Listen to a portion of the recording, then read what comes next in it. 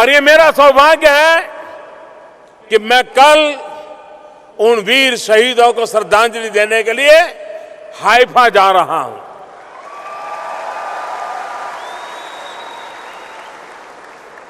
कल रात को मेरे मित्र प्रधानमंत्री नेतन्याहू के यहां खाने पर गया था। बड़ा पारिवारिक वातावरण था, हम गप्पे मार रहे थे। सुबह 2:30 बजे तक हम बातें करते रहे इंडियन टाइम से। और निकलते समय उन्होंने मुझे एक तस्वीर भेंट की, और जिस तस्वीर में प्रथम विश्व युद्ध के दौरान भारतीय सैनिकों द्वारा जेरूसलेम को लिबरेट कराने का एक बहुत ही हृदयस्पर्शी दृश्य, एक तस्वीर उन्होंने मुझे दी।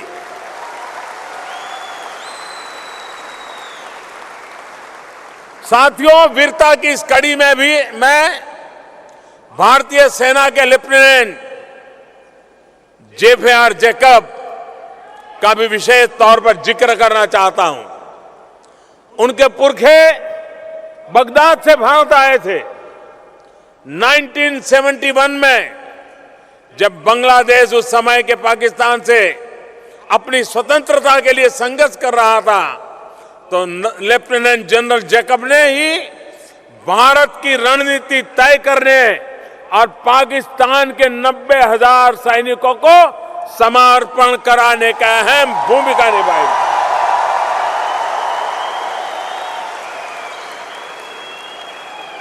साथियों, जूइश समुदाय के लोग भारत में बहुत कम संख्या में रहे हैं, लेकिन जिस भी क्षेत्र में रहे हैं उन्होंने अपनी उपस्थिति बहुत ही गौरवपूर्ण रूप से अलग से दर्ज कराई है। सिर्फ सेना ही नहीं, बल्कि साहित्य, संस्कृति, फिल्म, जूइश समुदाय के लोग अपनी मेहनत के दम पर, अपनी इच्छा शक्ति के दम पर आगे बढ़े हैं और एक मुकाम उन्होंने हासिल किया है। मैं देख रहा हूं कि आज के इस भव्य कार्यक्रम में इजरायल के अलग अलग शहरों के मेयर भी आए हैं।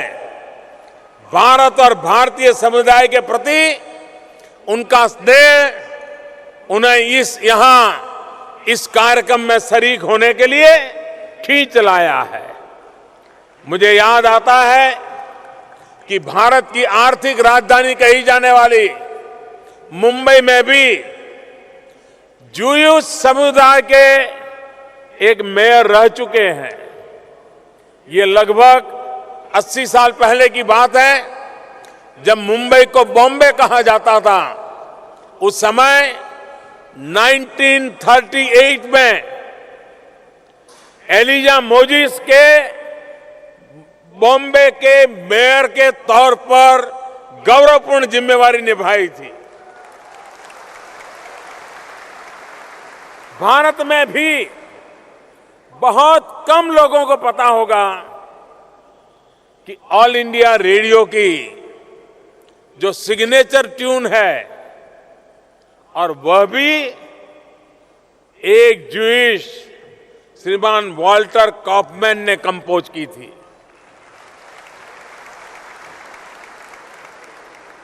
वो 1935 के बॉम्बे में ऑल इंडिया रेडियो के डायरेक्टर हुआ करते थे। जूइश भारत में रहे तो भारतीय संस्कृति को आत्मसात किया, लेकिन भावनाओं से इजरायल के साथ भी जुड़े रहे। इसी तरह भारत से जब भी वो यहां पहुंचे तो उन इलाकों से भारतीय संस्कृति की छाप को भी अपने साथ लेकर के आए और आज भी भारत से जुड़े हुए हैं।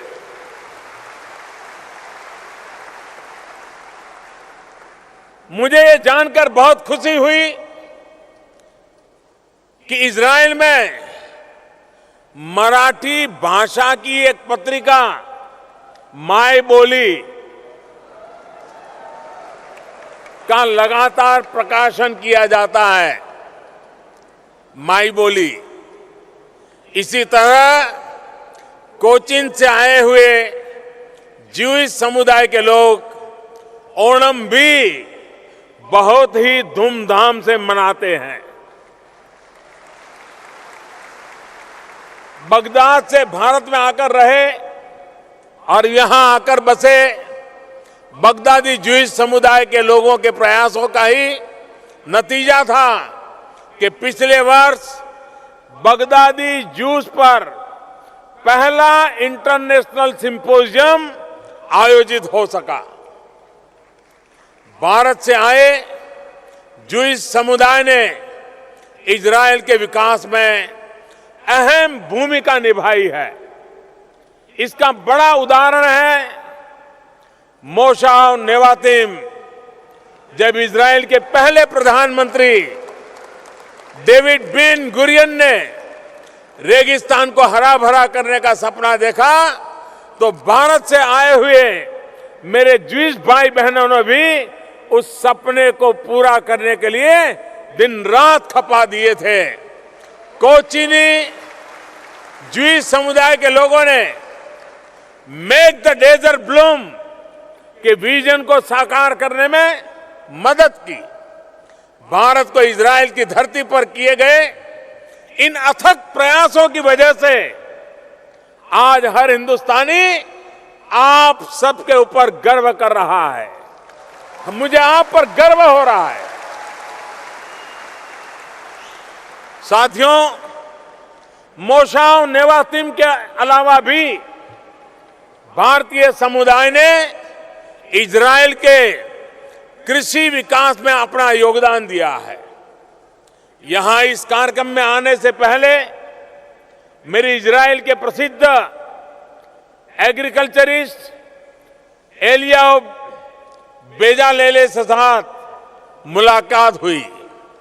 एलियाव बेजालेल, उनको 2005 में प्रवासी भारतीय ग्रुप में सम्मान से नवाजा गया था। ये सम्मान पाने वाले वे पहले इजरायली थे। कृषि के अलावा भारतीय समुदाय ने यहां हेल्थ सेक्टर में भी अपनी छाप छोड़ी है। इजरायल के डॉक्टर लायल बेस्ट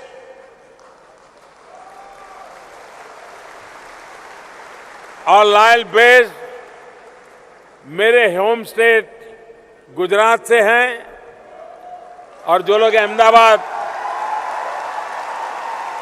अहमदाबाद से परिचित हैं उन्होंने मणिनगर में बेस्ट हाई स्कूल का नाम सुना होगा। इसी वर्ष प्रवासी भारतीय अवार्ड से उनको सम्मानित किया गया है। डॉक्टर लायल बेस्ट यहां के मशहूर कार्डियो सर्जन है और उनका पूरा कैरियर मानव सेवा की अनेक कहानियों से जुड़ा हुआ है। मुझे बेने मिनासे समुदाय की दीना सामता के बारे में पता चला है। दीना बिटिया के पास देखने की शक्ति नहीं है, लेकिन इच्छा शक्ति तो यही इजरायल वाली है। इस वर्ष इजरायली स्वतंत्रता दिवस के समारोह की शुरुआत दीना सामता ने ही की थी। वो इस समारोह के टॉर्च लाइटर्स में से एक थी। भविष्य में बेटी दीना सामता ऐसे ही आगे बढ़ते रहे। मेरी उसे बहुत बहुत शुभकामना है, बहुत बहुत आशीर्वाद है। आज इस अवसर पर मैं इजरायल के पूर्व राष्ट्रपति और यहां के महान नेता शिमोन पेरेस को भी श्रद्धांजलि देना चाहता हूं।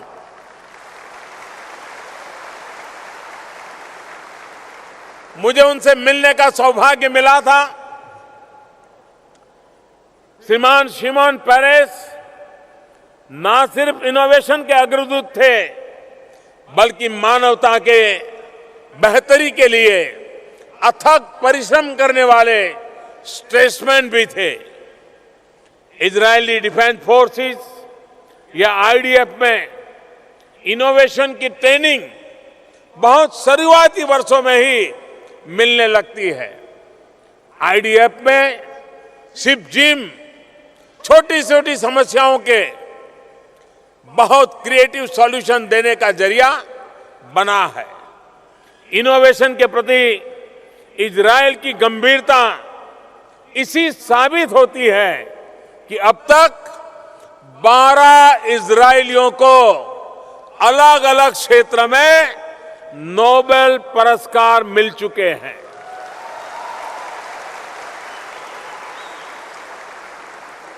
किसी भी राष्ट्र के विकास में इनोवेटिव सोच का ये महत्व है, ये इजरायल को देखकर पता चलता है।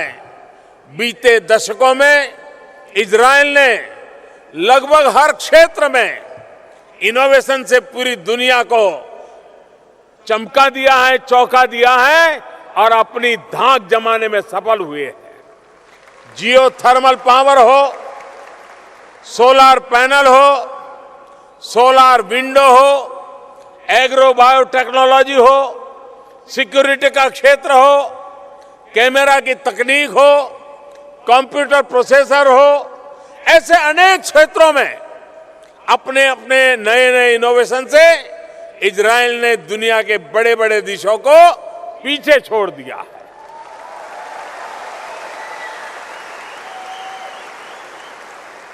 और ऐसे ही इजरायल को स्टार्टअप नेशन नहीं कहा जाता है, इसके पीछे ये सिद्धि है। भारत आज दुनिया की सबसे तेज गति से विकसित होती अर्थव्यवस्थाओं में से एक है।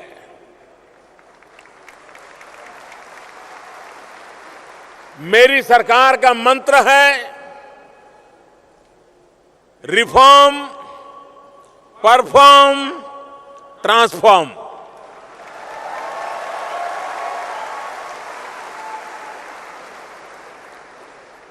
अभी इसी महीने 1 जुलाई से भारत में गुड्स एंड सर्विसेज टैक्स लागू किया गया है। इससे भारत में one nation, one tax, one market का 1 दशक पुराना जो सपना चल रहा था वो आज साकार हो चुका है।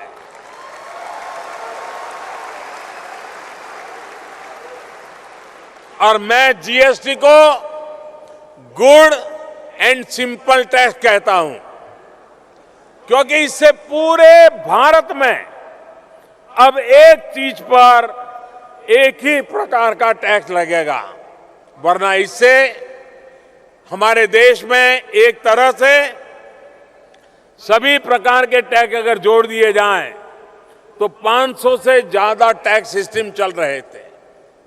टैक्स का सिस्टम उलझा हुआ था कि 1 महीने का 1 लाख रुपए का कारोबार करने वाले व्यापारी से लेकर 1 लाख करोड़ रुपए का कारोबार करने वाली कंपनी तक हर कोई परेशान था। जीएसटी से भारत का आर्थिक एकीकरण हुआ है। जैसे सरदार पटेल ने राज्य रजवाड़ों को मिला करके राजकीय एकीकरण किया था, 2017 में आर्थिक एकीकरण का अभियान सफल हुआ।